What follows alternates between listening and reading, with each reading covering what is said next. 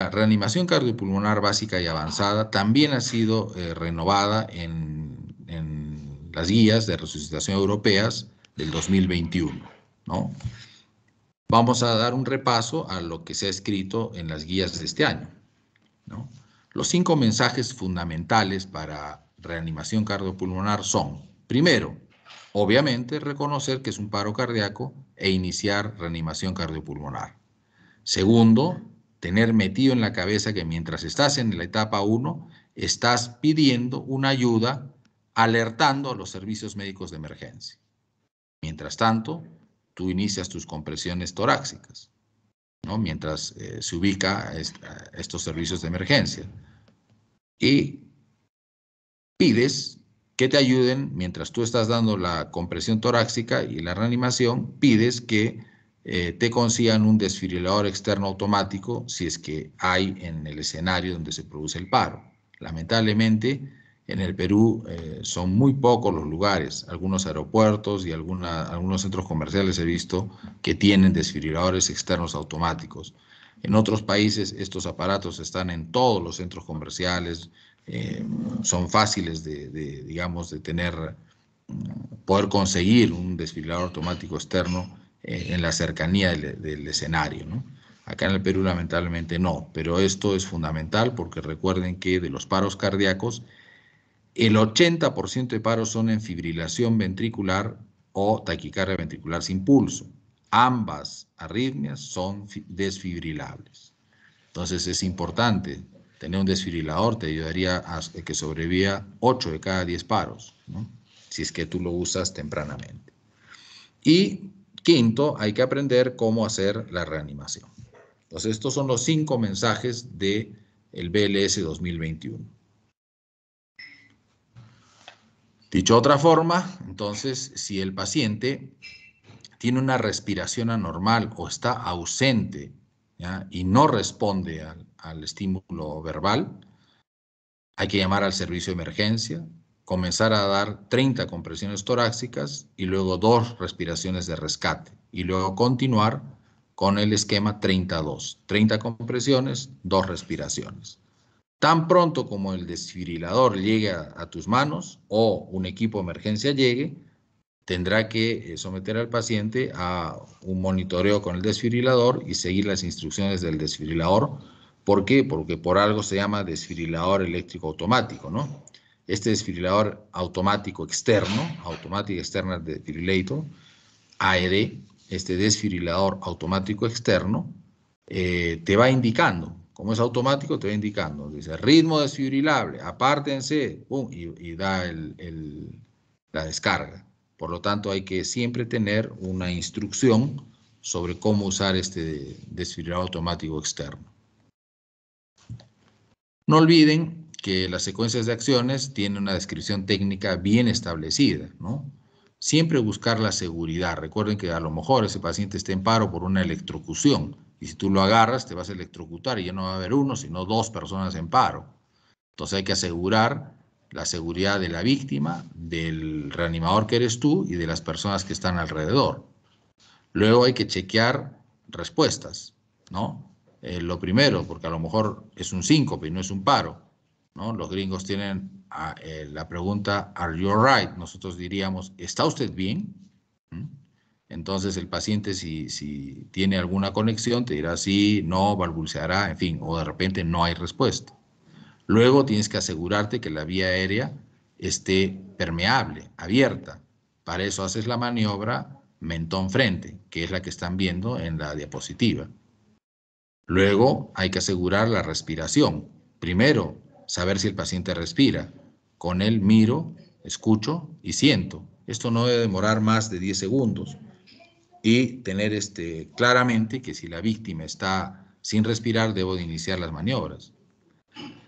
Si hay ausencia de respiración o una respiración muy anormal, debo de llamar, en el caso de la gente de Europa, llama al 112, ¿no? Pero nosotros podemos llamar a los bomberos o a algún sistema de ambulancias como alerta médica o ambulancias, a lo mejor si el paciente es asegurado, una emergencia del Seguro Social, ¿no? Llamo, también consigo o pido que consigan un desfibrilador automático externo y arranco mi circulación con las compresiones. No olviden, 30 compresiones, más o menos una frecuencia entre 100 y 120 compresiones por minuto, y luego daré 2 ventilaciones, ¿no? Y seguiré con este ciclo 32 hasta que llegue el desfibrilador o hasta que llegue la gente especializada en emergencias, ¿no? El servicio de emergencia local. Hay que, la secuencia para combinar respiración de rescate con compresiones torácicas, como les he mencionado, es 32, ¿ya? 32. No debe interrumpirse, debe mantenerse este esquema hasta que llegue la ayuda. Si usted, por ejemplo, no está entrenado, es incapaz de dar respiraciones, por lo menos dé compresiones. Fíjense, más aún si con el COVID y si está infectado o no está infectado, por lo menos da compresiones a una persona que tú veas que ha hecho un paro presenciado en la calle o incluso en el hospital, ¿no? Cuando arriba el desfibrilador automático externo, hay que colocarlo, los electrodos se colocan como están viendo en el esquema y se prende el aparato. Y él solito, como es automático, nos va a ir diciendo qué encuentra, y si es algo desfibrilable nos va a pedir que nos separemos porque va a someter al paciente a una descarga, ¿no? Y te va a pedir que apretes el botón de shock. Apretas el botón de shock, separado tú el paciente, por si no te pasa la corriente a ti, y se generará una desfibrilación en el paciente, ¿no? Muy bien. Si no hay el desfibrilador aprovechable, como hace la mayor parte de realidades en el Perú, mientras viene la ambulancia a buscar al paciente, ustedes van haciendo el soporte de vida de la forma como les he dicho. 32.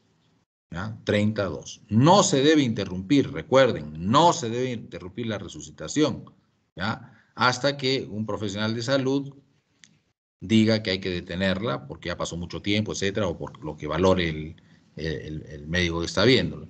Esto es para, obviamente, gente que no es médico, pero como ustedes son médicos, tienen que realizar sus maniobras de reanimación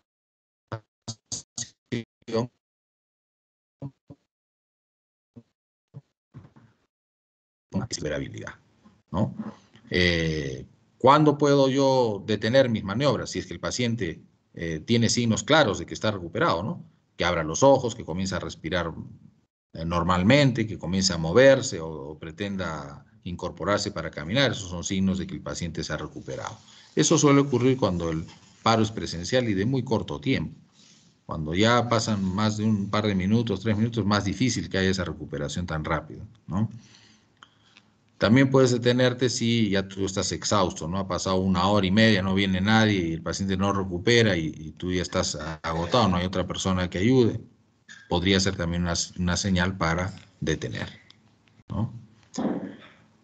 Muy bien. ¿Cuáles son entonces los signos de que el paciente se ha recuperado, ¿no? El walking up, o sea, es decir, que se pare a caminar, que se mueva, que abra los ojos, que respire normalmente. Si el paciente está respirando normalmente, pero a pesar de que no tiene una respuesta completa, pero está ya respirando, lo puedes poner en posición de recuperación mientras viene el equipo pertinente para el transporte, ¿no? Que es la posición llamada 3/4, en decúbito lateral 3/4, que es la que están viendo, ¿no? Esta posición lo que hace es evitar que el paciente se aspire. Si vomitase o tuviese algún reflejo vagal, no se va a aspirar como si estuviera en decúbito dorsal. Para el RCP avanzado tenemos también 5 mensajes. Perdón un segundito. Un favor, hija, está llamando tu hermana acá a mi celular. Los 5 mensajes top para RCP avanzada son: compresiones torácicas de alta calidad con mínimas interrupciones, desfibrilación temprana y tratamiento de causas reversibles permanecen como prioridad 1. ¿Ya? Los signos premonitorios y síntomas premonitorios a menudo ocurren antes que el paro ocurra dentro o fuera del hospital. Y esto es prevenible en muchos pacientes. Por lo tanto, no hay que esperar porque el paciente pare, ¿no? Si ya tengo signos de preparo, llamo a mi equipo de pronto para evitar un paro cardíaco, ¿no? Hay que usar una técnica de vía aérea básica o avanzada, ¿no?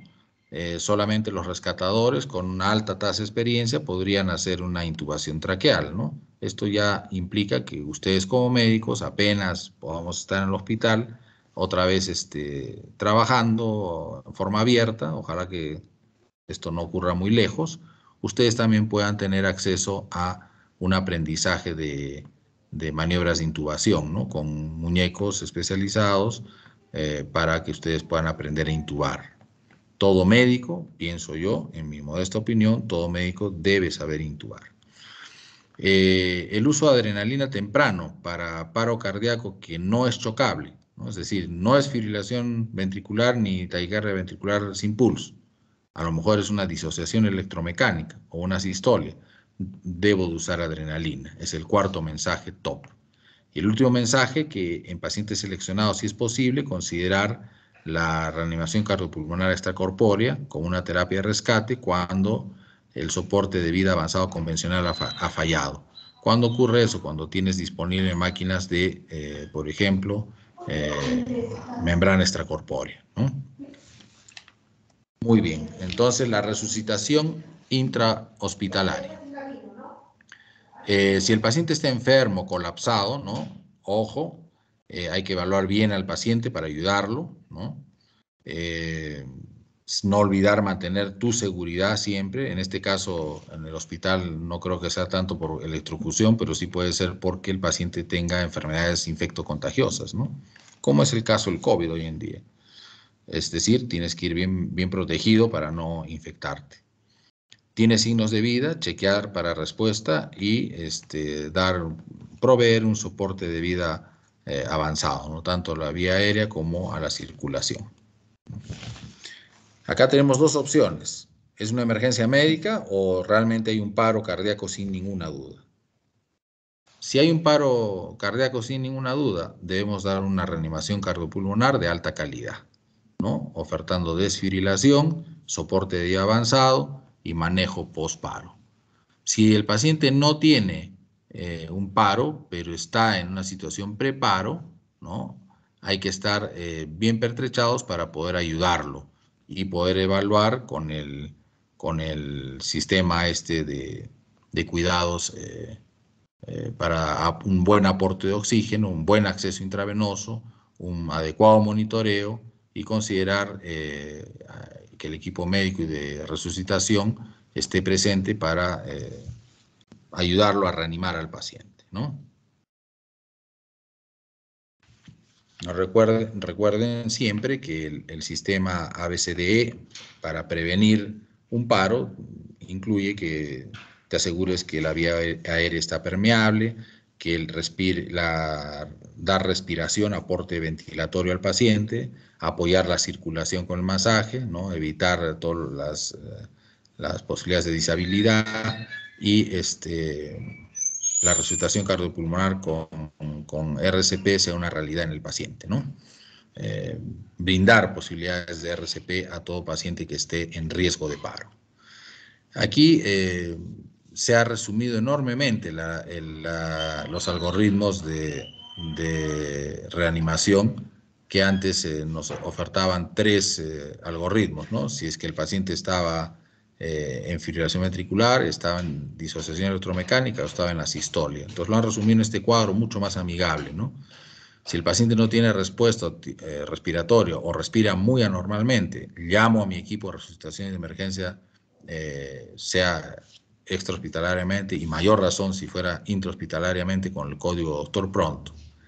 Inicio, mientras viene ese equipo, inicio mi reanimación cardiopulmonar, 30 compresiones, 2 ventilaciones. Valoro el ritmo. Si ya estoy en el hospital, pondremos un monitor y veremos, ¿es un ritmo chocable o es un ritmo no chocable? Ya les he dicho que 80% de los paros son con ritmos chocables, es decir, fibrilación ventricular o taquicardia ventricular sin pulso.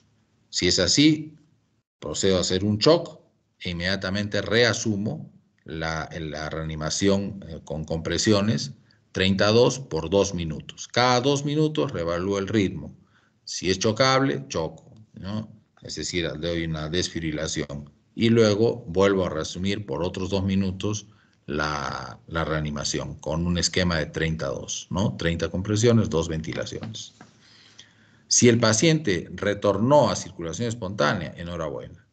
Si el paciente tiene un ritmo no chocable, es decir, una disociación electromecánica o asistolia, yo debo de asumir mi reanimación con el sistema de 30 compresiones, 2 ventilaciones cada 2 minutos. Y debo de tratar de considerar, identificar causas reversibles que puedan tratarse, que pueden estar desencadenando una actividad eléctrica sin pulso. Ahí tenemos que tener bien claro las 4 H's y las 4 T's. ¿Cuáles son las 4 H's? Hipoxia, hipovolemia, hipo o hipercalemia, hipo o hipertermia, son las 4 H's. Las 4 T son la presencia de trombosis, sea coronaria, infarto agudo de miocardio, o trombosis pulmonar, embolia pulmonar. Si tengo un neumotórax a tensión, tensión neumotórax, la segunda T. La tercera, si tengo un tamponamiento cardíaco, un taponamiento cardíaco por un derrame pericárdico severo, o la presencia de toxinas, ¿no? No olvidar considerar imágenes de ultrasonido, es decir, una ecocardiografía rápida de emergencia para identificar causas reversibles. Por ejemplo, el taponamiento cardíaco. Por ejemplo, la ultrasonografía pulmonar para detectar un neumotórax de tensión o si la hipoxia es por una enfermedad parenquimal, ¿no? Si es que hay hipovolemia. Y también tomar la temperatura del paciente y valorar trastornos hidroelectrolíticos, ¿no? Por eso es fundamental tener en la cabecita las 4 H's y las 4 T's para poder ayudar al paciente.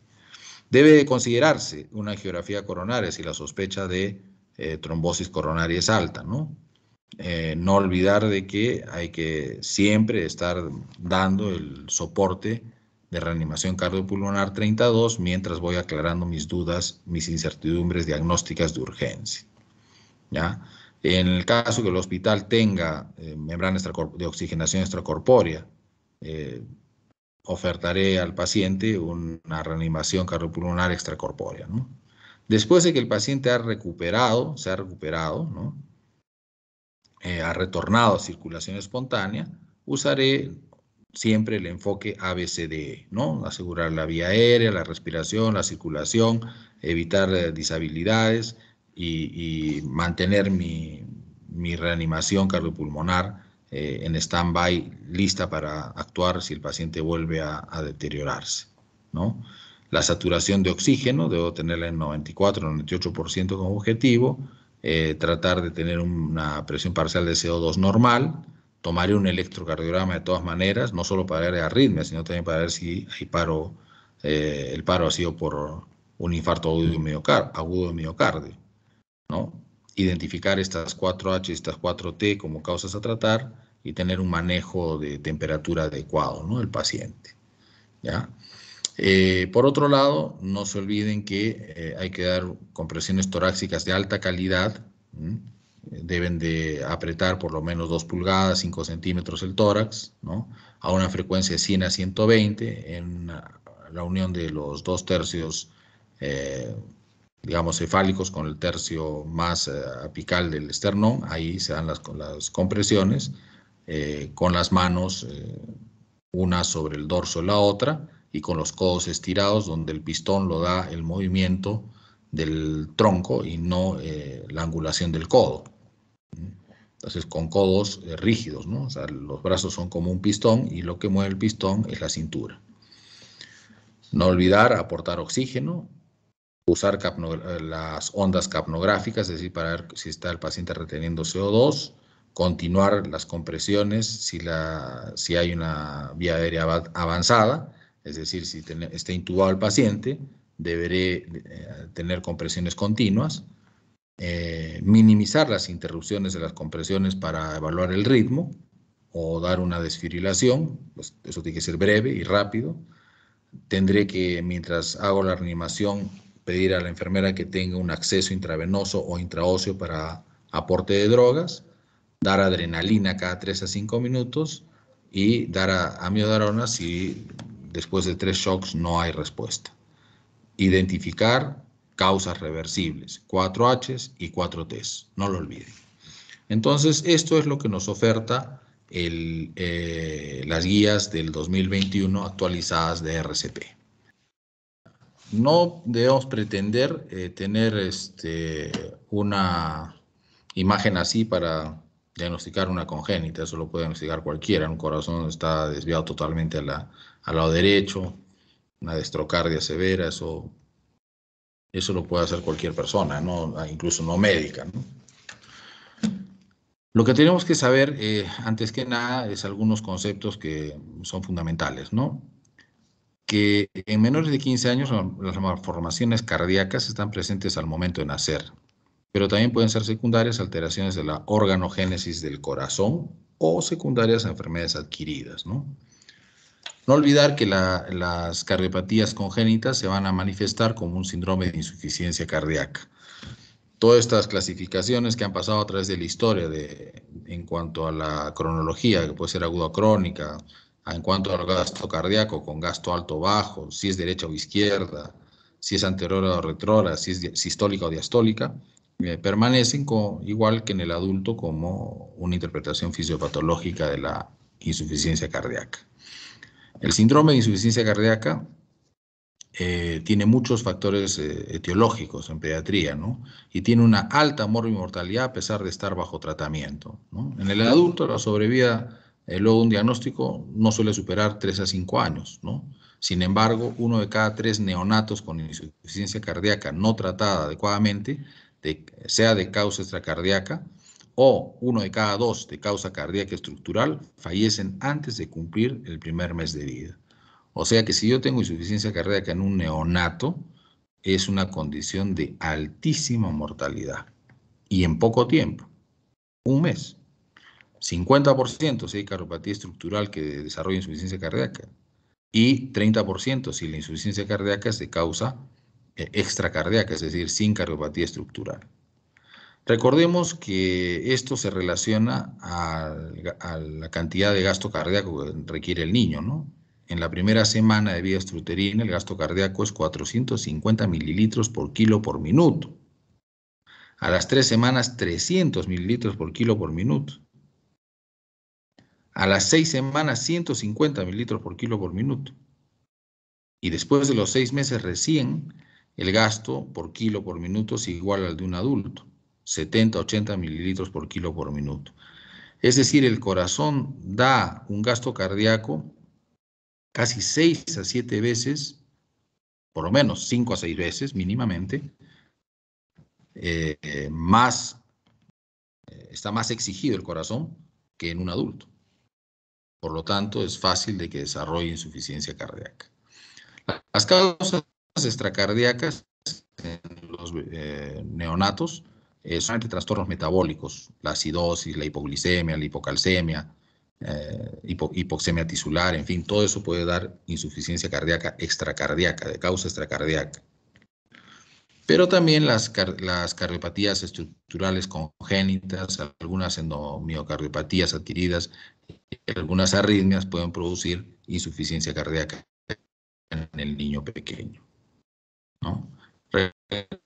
Recordar que en el niño es más fácil de que se desarrolle hipertensión pulmonar. Esta es una evaluación en 4 grados que van desde la hipertrofia y la media de la arteria pulmonar hasta los grados irreversibles, como la fibrosis de la íntima y lesiones plexiformes. Por eso es de que si usted demora mucho en derivar un paciente con gran sobrecarga del árbol pulmonar, este va a desarrollar estos 4 grados a veces en forma no tan larga, ¿no? Por lo tanto, no hay que demorar mucho en derivar al paciente al especialista correspondiente cuando encuentro sospecha de una cardiopatía congénita, ¿no? Si analizamos la incidencia de insuficiencia cardíaca en la edad pediátrica, observaremos que 1/3 se presenta en la primera semana de vida y casi la mitad en el primer mes de vida. Y 4/5 en los primeros 4 meses de vida. Es decir, hay que estar atentos porque en los primeros 4 meses de vida van a manifestarse casi todos los niños que van a tener insuficiencia cardíaca en la edad pediátrica. Solamente un quinto lo hará en la infancia más tardía o en la adolescencia. La clínica de insuficiencia cardíaca neonatal tiene una triada, ¿no? Dificultad respiratoria, cardiomegalia y hepatomegalia, a las cuales con frecuencia se puede asociar taquicardia, hipertensión y un precordio hiperkinético, ¿no? Entonces, si yo tengo un niño que está decaído, ahí viene la mnemotecnia, ¿no? Si el niño con un poquito de mote se te decae, ¿ya? Piensa que estás en insuficiencia cardíaca. ¿Cómo es que se te decae? D de dificultad respiratoria, K de cardiomegalia y E con H de hepatomegalia, ¿no? El niño no habla, por lo tanto tú tienes que verlo. Ves que respira mal, con dificultad, muy rápido, usando músculos accesorios. Palpa su pechito y tiene un impulso ventricular grande, es decir, me señala que hay cardiomegalia, y palpo el hígado crecido, ese niño está con DICAE, y ese DICAE significa triada de insuficiencia cardíaca neonatal. Si además tiene taquicardia, puedo tomar la presión y tiene hipertensión, o tiene un precordio hiperkinético, mi diagnóstico de insuficiencia cardíaca estará presente y me hará poner las antenas bien paradas para descartar cardiopatías. De 100 recién nacidos vivos, 1 tendrá una cardiopatía congénita. La mitad a 2/3 de estas cardiopatías congénitas tendrán que ser operadas en algún momento de su evolución. Y más o menos 1/3 o 1/6 requerirán más de una cirugía. 1/3 de los pacientes con congénitas fallecen antes del primer año y lo hacen en espera del diagnóstico. Por lo tanto, ustedes tienen que ser muy acuciosos para hacer el diagnóstico de una cardiopatía congénita. Recuerden que 1/3 de las defunciones son por anomalías congénitas. En cuanto a mortalidad infantil, ocupan el segundo lugar. Fíjense que de las congénitas, 40% son operables y 18% son reoperables, ¿no? El número de reintervenciones por niño con congénitas es 1,7, o sea, casi 2 veces. Las cardiopatías congénitas resueltas son casi la mitad y la otra mitad se tiene que resolver con cirugías con circulación extracorpórea. Los menores de 15 años con sospecha de cardiopatía congénita requieren una confirmación diagnóstica. Confirmado el diagnóstico, deben de definir ustedes la oportunidad de tratamiento paliativo o correctivo, invasivo, quirúrgico o mixto, y debe de tener un seguimiento adecuado. Ustedes dirán, doctor, pues yo no soy cardiólogo, pero como médico general, lo primero que vas a hacer luego de tu internado es el serum, y en el serum vas a ser pediatra, ginecólogo, cirujano, internista y neonatólogo y cardiólogo. Por lo tanto, tienes que estar atento a este DICAE como síndrome que te haga parar las orejas pensando en una insuficiencia cardíaca neonatal. La oportunidad de diagnóstico es importante. No debes de esperar, señora, a ver, la otra semana se lo envío a la ciudad, si estás en el serum. No. Recuerden que la oportunidad del diagnóstico desde las 20 semanas hasta el preparto es cuando quieres diagnosticar prenatalmente una cardiopatía, ¿ya? Si tú tienes un recién nacido de 0 a 7 días y ya tienes un diagnóstico o sospecha, debes de confirmarlo dentro de las 24 horas. Si el niño es recién nacido, pero está entre 8 y 28 días, tienes 1 semana desde la sospecha. Si es un lactante hasta menos de 2 años, 2 semanas desde la sospecha. Y si tiene más de 2 años hasta menos de 15, tienes 6 meses desde la sospecha. Por lo tanto, mientras más pequeño es el niño, más rápido es de tener la oportunidad diagnóstica. Es decir, si es un soplo, signos de falla cardíaca, un DICAE, ¿no? Dificultad respiratoria, cardiomegalia, hepatomegalia, debes de derivar a tu paciente prontamente al cardiólogo, a la ciudad, si estás en el serum, o si estás en la ciudad, al hospital correspondiente o a la consulta correspondiente para el diagnóstico a la brevedad posible, ¿no? ¿En quiénes debes de sospechar prenatalmente que puedan tener cardiopatías congénitas? Si la mamá ha tenido previamente otro niño con cardiopatía congénita, o uno de los padres tiene cardiopatía congénita, o tiene un examen anormal a la ecografía obstétrica, o si tiene un crecimiento anormal el feto o un distrés fetal, si tiene otras malformaciones congénitas diagnosticadas por la eco obstétrica, o si hay sospecha, anomalías cromosómicas, por ejemplo, por las características del cordón umbilical, si hay una exposición a teratógenos conocidos o si tiene un ritmo cardíaco anormal. Las condiciones maternas para tener alto riesgo de cardiopatía congénita son el uso de anticonvulsivantes por la madre, la presencia de lupus materno, hipertiroidismo materno, enfermedades virales en la madre como rubiola, varicela, citomegalovirus, toxoplasmosis. En el caso, esta última es una enfermedad parasitaria, desórdenes hereditarios del metabolismo, ¿no? Madres diabéticas, etc., ¿no? ¿En quién sospecho que mi cardiopatía congénita es grave? Aquí está el síndrome SISA. SISA significa C de cianosis, I de insuficiencia cardíaca, S de shock y A de arritmias. Recordemos que la I es insuficiencia cardíaca, que se manifiesta por la triada DICAE, ¿no? Dificultad respiratoria, cardiomegalia, hepatomegalia. Entonces, yo sospecho que un niño tiene una cardiopatía congénita grave si tiene cianosis, insuficiencia cardíaca, entre paréntesis DICAE, shock, es decir, hipotensión, un llene capilar de más de 3, mayor o igual a 3 segundos, y o la presencia de arritmias. Estos niños con cardiopatía congénita grave con síndrome SISA deben ser generalmente trasladados y resuelto su problema dentro de las 48 horas de la confirmación diagnóstica para tener un pronóstico aceptable. Pasadas las 48 horas el pronóstico va cada vez peor. Para tener sospecha de congénita grave, el SISA basta uno de sus componentes para sospecharla, ¿ya? No necesito tener los 4 a la vez o 3 a la vez. Basta uno. Y si tienes 2 elementos del SISA, es muy alta, muy alta la probabilidad de una CC grave. Las patologías congénitas, las cardiopatías congénitas más frecuentes son el C y B en las acianóticas. Un tercio de las cardiopatías son comunicaciones interventriculares. Le siguen las comunicaciones interatriales, el ductus arterioso, más lejitos la coartación de aorta, tetralogía de Fallot, estenosis pulmonar, estenosis aórtica. Dentro de las cianóticas tenemos en recién nacidos la transposición de grandes vasos y en segundo lugar la tetralogía de Fallot.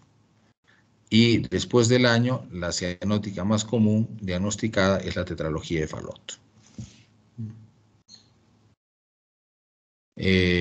Arriba, cuando se habla de transposición de grandes vasos en acianótica, se está refiriendo a la transposición de grandes vasos corregida congénitamente. Para mí mal llamada transposición, en realidad es la inversión ventricular pura, porque ahí se respetan los circuitos y no hay cianosis, generalmente. En cambio, la transposición de grandes vasos con las arterias que nacen del ventrículo opuesto, ahí sí que hay claramente un cuadro cianótico, ¿no? Y grave. Recuerden que debemos de también tener claro, tratar de tipificar clínica y radiológicamente si mi congénita cursa con hiper o hipoflujo, ¿no? ¿A dónde cortocircuito? Si es de izquierda a derecha o de izquierda. Vamos a tocar 4 congénitas más comunes. La comunicación interauricular. Es un poco más frecuente en la mujer, la frecuencia es 2 a 1. No olviden de que existe una situación que se llama foramen oral permeable, que no está considerada como una comunicación interauricular.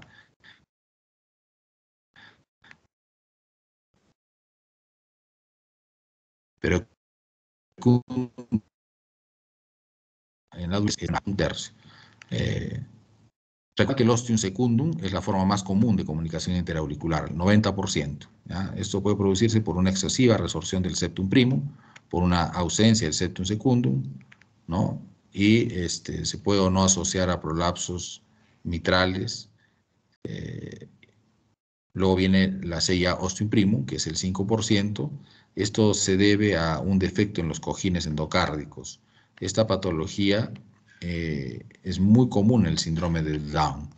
El ostium primum aislado es más raro. Generalmente está asociado a una comunicación interventricular del tracto de entrada con válvulas auriculoventriculares al mismo plano y muchas veces un solo anillo auriculoventricular y una válvula AB de 5 velos, ¿no? ya no se podría decir que hay mitral y tricúspide, sino una válvula auriculoventricular única con anillo único. Existen formas transicionales donde los anillos pueden estar levemente fusionados o sin fusión, pero hay un primum, hay un CIB del tracto de entrada y las valvas están al mismo nivel. También puede haber una comunicación interatrial tipo seno venoso o seno coronario, cuando las venas pulmonares drenan ya no en la aurícula izquierda, sino en el seno coronario o en la vena cava superior o inferior. En estos casos hay una sobrecarga de volumen hacia las cavidades derechas, igualito que hubiera un agujero entre tipo ostium secundum u ostium primum. ¿Cómo se manifiesta clínicamente? Puede haber un segundo ruido fijo cuando ya ha desarrollado esta patología, un bloqueo de rama izquierda importante y cuando el hueco es grande y genera una sobrecarga de volumen importante. Pero no pretendan escuchar este segundo ruido desdoblado fijo en niños pequeños. Lo único que van a encontrar en niños pequeños es un soplo por flujo en el foco pulmonar. ¿Ya? Recordar que en el electrocardiograma se va a ir desarrollando sobrecarga de ventrículo derecho, el eje va a estar a la derecha, excepto en el ostium primum. En el ostium primum hay una sobrecarga izquierda por la insuficiencia mitral y suele haber un hemibloqueo anterior izquierdo que hace que el eje en el ostium primum, en el 6 ostium primum, el eje esté hacia la izquierda. En cambio, en el ostium secundum, el eje está hacia la derecha. Recordar también que las comunicaciones interatriales, cuando son muy pequeñitas, por ejemplo, miden menos de 3 milímetros, espontáneamente se cierran. La tasa de cierre espontáneo es más del 95% cuando el diámetro es de menos de 3 milímetros. Y si es entre 3 y 5 milímetros, 87% de cierre a los 18 meses. Solamente las que miden más de 5 milímetros tienen tendencia a permanecer del tamaño o inclusive crecer con el crecimiento del niño. La comunicación interventricular más bien tiene otra clasificación anatómica, depende de dónde se ubique. El septum interventricular es una estructura grande que tiene una porción relacionada a las grandes arterias, a los tractos de salida o infundíbulo de las grandes arterias, tiene una porción relacionada a las válvulas auriculoventriculares y tiene una porción, digamos, muscular, trabeculada media y una porción membranosa que está muy cercana a la válvula aórtica y a la tricúspide. Entonces, las comunicaciones interventriculares pueden ser subvalvulares aórticas, subvalvular pulmonar, del tracto de entrada, ¿no?, que es la que acompaña el defecto de cojines endocárdicos del ostium primum en los síndromes de Down, o puede ser también muscular apical. Es la cardiopatía congénita más común. Se caracteriza por así como la CIA que hemos visto antes, sobrecarga las cavidades derechas, los CIBs sobrecargan las cavidades izquierdas. ¿Y por qué? Porque el CIB genera el paso de volumen en sístole, y en sístole ese paso de volumen va asociado a la sístole del ventrículo derecho, por lo tanto la sangre no se queda en el ventrículo derecho, pasa al árbol pulmonar y pasando por el árbol pulmonar, los pulmones, retorna por las venas pulmonares, ¿a dónde? A la aurícula izquierda y la dilata. Y de ahí al ventrículo izquierdo y lo dilata. Por eso es que el CIB dilata cavidades izquierdas, a diferencia del CIA que dilata cavidades derechas. ¿Ya?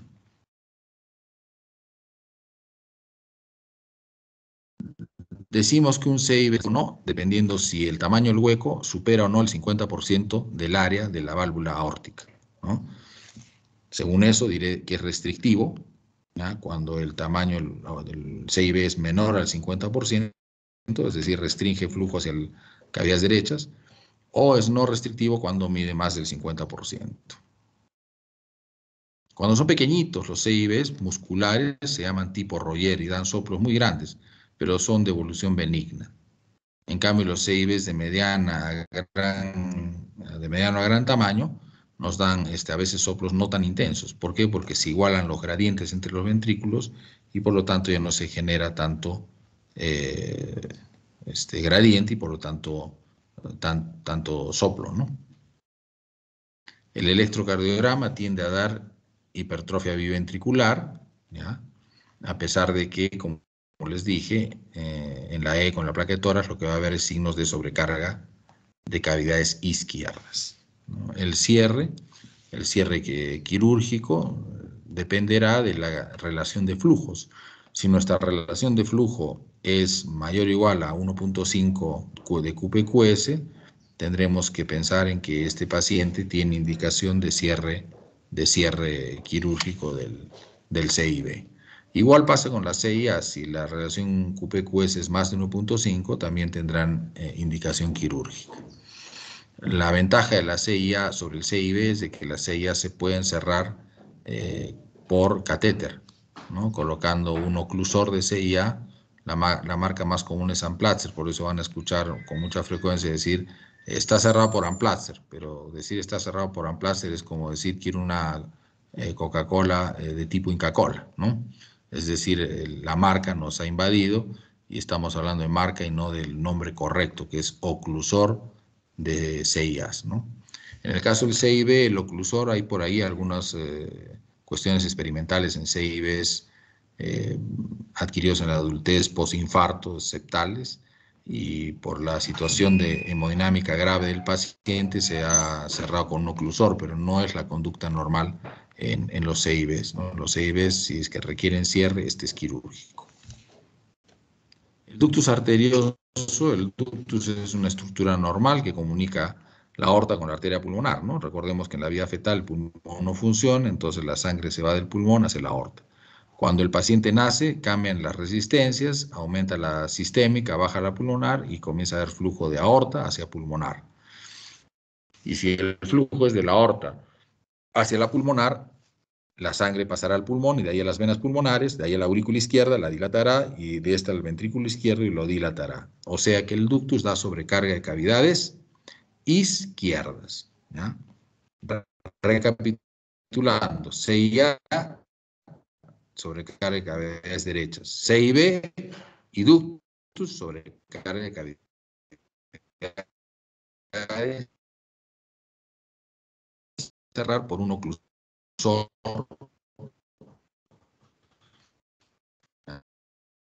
más catéter. La maquinaria, este ductus, cuando se encuentra desarrollado, por lo tanto, si tú les pones el triple flujo, lo toleran, no lo toleran, sino lo admiten. ¿Por qué? Porque no tiene facilidad, se congestionan. Es por eso que el ductus en un prematuro va mal. Cuando un prematuro nace y tiene ductus, probablemente esté haciendo insuficiencia cardíaca. Y el niño incluso podría hasta morir. Por lo tanto, en prematuros se tiende a cerrar el ductus, incluso químicamente. Lo que mantiene al ductus abierto es la prostaglandina. Si uno le coloca un antiinflamatorio no esteroideo que bloquea la producción de prostaglandinas, tenderá a cerrarse. Entonces, puede metacina, ibuprofeno, incluso paracetamol en niños pequeños, en niños prematuros con ductus arterioso insuficiente. Si no se puede cerrar aún con esto, ya se puede optar por un cierre mecánico con un oclusor en forma de paraguas de ductus arterioso. La aorta es un estrechamiento en la aorta a nivel del istmo aórtico. El istmo aórtico es una, digamos, porción anatómica de la aorta donde más o menos está ubicado el ductus, ¿no? Nos divide el callado de la aorta con la aorta descendente. En ese nivel suele haber un estrechamiento en algunas personas. Esto genera un gradiente del paso de sangre a través de la aorta y eso se conoce como coartación de aorta, ¿ya? Si la coartación, el estrechamiento se produce antes del ductus, el flujo de sangre irá del ductus hacia la aorta descendente y el niño tendrá cianosis en los pies. Si la coartación es después del ductus, no habrá flujo de arteria pulmonar hacia aorta descendente, sino será más bien de aorta ascendente hacia la arteria pulmonar. Y el paciente más bien lo que sí va a tener es bajo flujo en abdomen y miembros inferiores. Esta coartación puede darnos hipertensión en el niño y un soplo sistólico, sobre todo, que se escucha en la porción paravertebral de la espalda.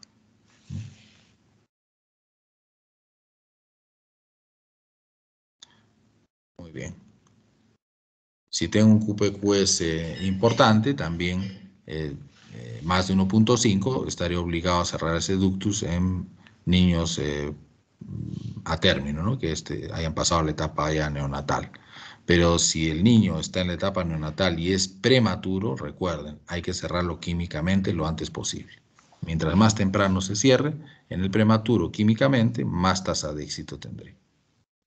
Luego tenemos otras patologías como la anomalía de Epstein, donde la válvula tricúspide tiene un mal desarrollo de su velo, sobre todo septal. El velo septal de la tricúspide se forma por una apoptosis del septum y esto hace que se delamine el velo septal y cuando esa delaminación es parcial, no es total como debiera, el cierre tricúspide será cada vez más apical y achicará el ventrículo derecho y funcionalmente la aurícula derecha aumentará de volumen, ¿no? Esto es una patología que también se suele ver con frecuencia de este tipo de radiografía, ¿no?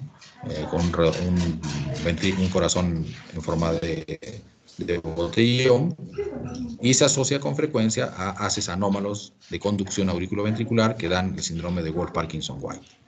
Bien, la corrección antes no se daba, hoy en día ya hay muchos centros súper especializados en Epstein que ofertan sustituciones valvulares con reeducación del septum atrializado, ¿no?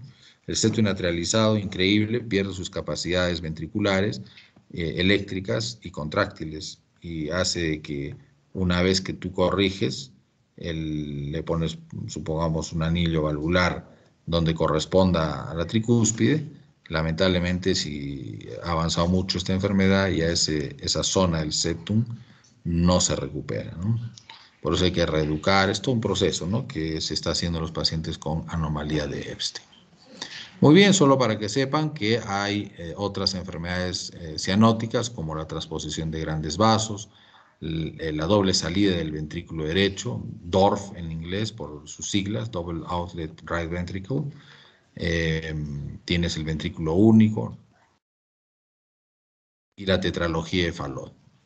La transposición de grandes arterias, al estar las arterias invertidas, se generan dos circuitos separados, ¿no? En vez de que se junte la sangre, está totalmente separada. Si no hubiera un CIA-CIB ni ductus, el niño se moriría apenas nace, porque en el vientre materno quien le da oxígeno es la placenta, pero al nacer el circuito pulmonar sería cerrado. Al salir la arteria pulmonar del ventrículo izquierdo, ¿no?, daría sangre a los pulmones del ventrículo izquierdo y retornaría por las venas pulmonares al ventrículo izquierdo. No tendría opción a esa sangre oxigenada pasar sistémicamente. Y la aorta, al nacer del ventrículo derecho, recibiría la sangre de las cavas a la aurícula, ventrículo derecho, otra vez a la aorta, sistémicamente, esa sangre nunca se oxigenaría. Por eso estos niños con transposición de grandes vasos, para sobrevivir, requieren un hueco entre las aurículas, entre los ventrículos, o la presencia de un ductus. Hay niños que nacen con transposición y solo ductus. Si el ductus se cierra por alguna razón, espontáneamente se mueren a los pocos minutos. ¿Por qué? Por el cierre del ductus arterioso. Yo quería darles unas palabras de Fallot. A ver si está por acá. Ahí está, tetralogía de Fallot. ¿Por qué se llama tetralogía? ¿Por qué quiero tocarla? Porque es la cardiopatía congénita cianótica más común, ¿no? Tiene 4 elementos: la estenosis pulmonar infundibular, valvular o mixta, la presencia de una comunicación interventricular, cabalgamiento de la aorta sobre esa transposición.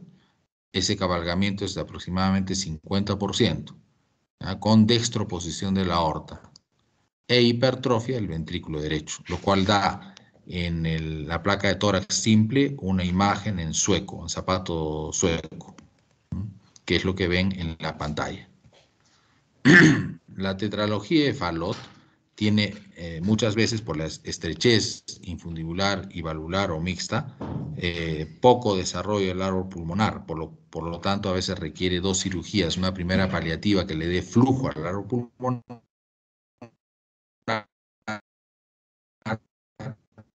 y una segunda árbol pulmonar, ¿no? Pero es muy importante, ¿por qué? Porque estos niños tienden a hacer crisis cianóticas con el llanto o con cualquier actividad, ¿no? Por lo tanto, se debe tratar las crisis hipóxicas. A mí me ha ido muy bien cuando he visto crisis hipóxicas tratadas con beta bloqueadores. Muy bien. Eso es todo, queridos jóvenes. Gracias.